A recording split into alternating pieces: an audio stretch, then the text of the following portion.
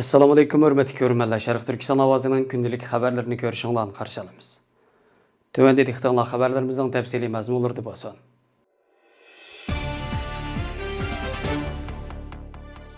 Xanan өлkəsində yüz bergan ağır kelkün apatiga yordam qilishda Xitoy hukumatı Sharq Turkiston navoiychilik korxonalaridagi Uyg'ur ishchilarini isminida ishlatganligi va oilalarda non yiqqanligi ma'lum bo'lgan.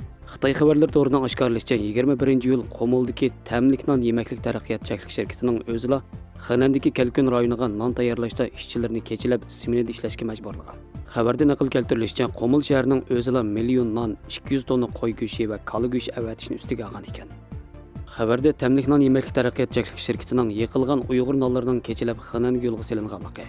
Shundaqla Qo'molning Iverg'ul rayonidagi Bog'van yezisining ambiridagi 60 tonna qo'g'inning Xananga yo'lga silinganligi ilgari surilgan. Xitoy doiralari 2017-yilda boshlangan cho'ng tutqun bilan tang har qaysi joylarda atalmish non madaniyat ishlab chiqarish bog'chisi degan nomda cho'ng ko'lamli navoiychilik korxonalarini qurib, Uyg'ur yakka navoiychiligini oyoqlashtirgan. Nurg'un yakka navoiylarni va lagerdagi bir qism tutqunlarni bu atalmish non madaniyat ishlab chiqarish bog'chilarida majburiy ishlashga o'rlashtirib, uning mahsuloti bilan ichkari o'lkalarni kundalik ta'minlashga boshlagan. Ma'lum bo'lishicha, Qo'mol Tamlik non yemaklik taraqqiyot cheklik shirkati Xitoyning cho'ng tutquni mazgilida qurilgan navoiychilik korxonalarining biri bo'lib, uningda 500 dan ortiq Uyg'ur ishchisi ishlaydi ekan. 20-iyul kuni butkul tor sahifalarida Xitoy ofat rayonidagi xalqning yordam talab qilishsin ko'rinishlari va rasmlarni oda yo'llash orqali qisqagina bir necha soat ichida butun shaharni suv besib ketganligini, necha ming kishining metro vagonlariga qapsilib qolganligi, bo'ynigacha keladigan suvda turib qutqazishni taqozolik bilan kutayotganligini, Beijing Guangzhou tonelini suv besib, tonelga qistilib qolgan necha yuz mashinalarning bir necha minut ichida kelkun tarafidan yutib etilganligi tashqi dunyoga ofatning naqadar og'irligini bildirgan. Xonanda yuz bergan kelkun ofatiga munosabatli texnik ko'p haqiqatlarning oshkorlanishiga ergishib, bu fojiani tabiiy ofat emas, balki sun'iy ofat deb ayblamoqda. Yaqinda suv tejash mutaxassislari suv ombirining ogohlantirilmagan kelkun ofatining Chengzhoudagi fojianing asosli sababi ekanligini ko'rsatib, Xitoydagi nurg'un kelkun ofatining insonlar tarafidan keltirilib chiqarganligini bildirgan.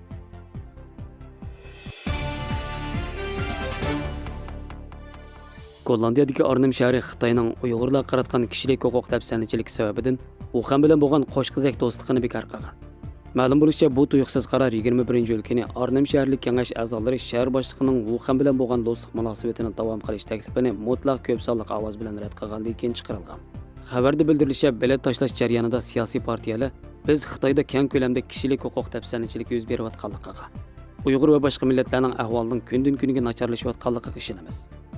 Bu ahvol ostida Xitoy bilan bo'lgan shahar aloqasini saqlab qolish axloqsizlik degan.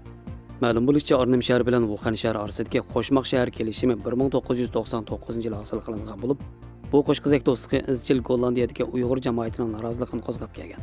Ular buningga qarshi namoyish o'tkazgan va shundaqla Gollandiya parlament a'zolari bilan ko'rishgan. Gollandiya umrub xabarlar to'g'rida ko'rsatilishicha, Gollandiya Xrun Lins tashkilotining a'zosi Tolay Gemichi bu vaqtda to'xtalib, o'zining burunla Uyg'urlar to'g'risida chiqqan rasmlarni ko'rganligini, Sharq Turkistonda yuz bergan dahshatli jinoyatlar to'g'risidagi maqolalarni o'qiganligini, Arnhem shahrida Xitoyning Uyg'urlarni bundaq bostirishiga yo'l qo'ymaslik uchun bu do'stlikqa qatnashmaslikni qaror qilganligini, Gollandiyaning Berida shahri, Dambush shaharlari Xitoyning boshqa shaharlari bilan bo'lgan munosabatini uzishga bel bog'laganligini, bu sababga qo'shiladiganlarning kengish ehtimoli borligini bildirgan.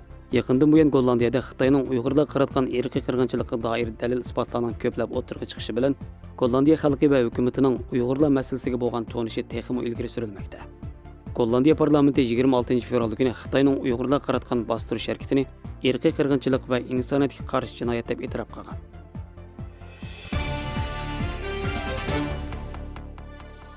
Haykaltirash Xitoy Chin Weiming va bir qancha fidoyilar 7 oy sarf qilib yasab chiqqan Xitoy virusi nomli cho'ng tipdagi haykal 23-yil noma'lum kishilar tomonidan yomon g'arazda ko'ydirilgan.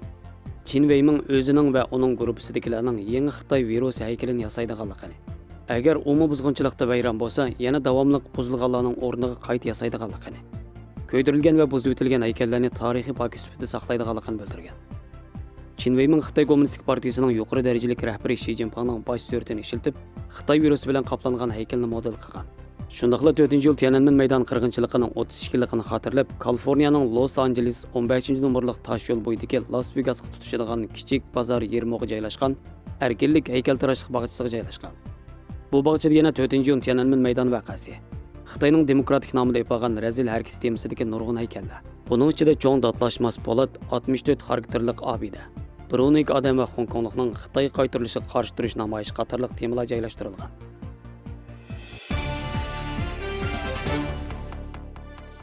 Qozog'istonda o'lka valiylar tarafidan tayinlanadigan nahiya hokimlari tunji qitim xalq tarafidan saylanadigan bo'ldi.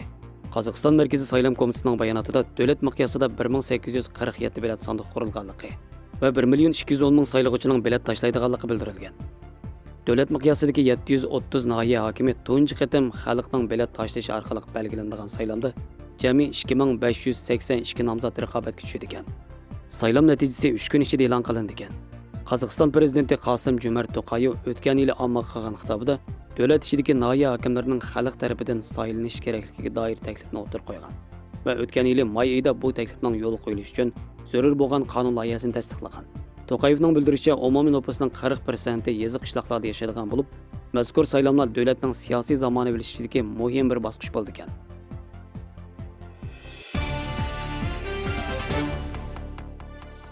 Türkiye Cumhuriyeti Recep Tayyip Erdoğan 2020 yıllık Tokyo Olimpik Tənərkət müsabiqəsində Xitayını 0-ga qarşı 3 nəticə bilan məğlub qılğan məmləkətlik ayollar voleybol komandasını alayda təbrikledi. Erdoğan Yaşlar və Təntərbiyə ministri Mehmet Muharrem Kasaboğlu arqılıq Yaponiyanın paytaxtı Tokyoda müsabiqəyə qatnaşıyotqan məmləkətlik ayollar voleybol komandasının kapitani Ada Erdem Dündar bilan telefonda görüşüb, özünün müsabiqəni başdan tartib görgənligini, intayin hayacanlanğanlığını, barlıq tənərkət qızlarga söygü və muhabbətlərini yollaydiganlığını, seyşənbə günü inşallah İtaliya komandası bilan ötküzüldigan müsabiqəsini ko'radiganligini, utuq qozonishga ishondiganligini bildirgan. Türkiye memleketlik ayollar voleybol komandası 2021 yıllık Tokyoda ötküzülgan B gruppasidagi tunji maydon musobaqasida eng oxirgi olimpik chempioni bo'lgan Xitoy komandasini 0-ga qarshi 3 natija bilan mag'lub qilib, musobaqada yaxshi bir boshlanishni qo'lga keltirgan. 27 iyul seyşembe günü Türkiye komandası bilan İtaliya komandası o'rtasida o'tkaziladigan musobaqa Türkiye vaqti atigan soat 10dan 25 minut o'tganda boshlandi ekan.